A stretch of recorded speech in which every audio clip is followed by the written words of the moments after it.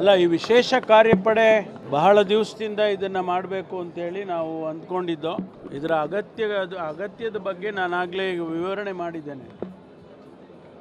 ಇಲ್ಲಿ ಶಾಂತಿ ಕಾಪಾಡಬೇಕು ಅನ್ನೋದು ಅಷ್ಟೇ ಉದ್ದೇಶ ನಮಗೆ.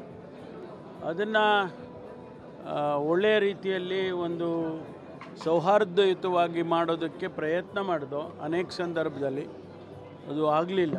ಅದು ಬೈ ಫೋರ್ಸ್ ಆದರೂ ಮಾಡಬೇಕಾಗ್ತದೆ ಅದರ ಜೊತೆಗೆ ಅಂತೇಳಿ ಇವತ್ತು ಈ ಕಾರ್ಯಪಡೆ ಒಂದು ಸಿಂಬಾಲಿಕ್ಕಾಗಿ ನಾವು ಇದನ್ನು ರಚನೆ ಮಾಡಿದ್ದೇವೆ.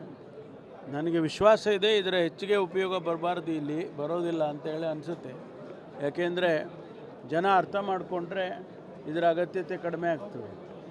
ಅದರಿಂದ ಇವತ್ತು ಏನು ಲಾಂಚ್ ಮಾಡಿದ್ದೀವಿ, ಇದು ಅವರ ಕೆಲಸ. ಅವ್ರಿಗೆ ಕೊಟ್ಟಿರ್ತಕ್ಕಂಥ ಮ್ಯಾಂಡೇಟ್ ಏನಪ್ಪ ಅಂತ ಹೇಳಿದರೆ ಶಾಂತಿ ಕಾಪಾಡಬೇಕು ಅಂತ.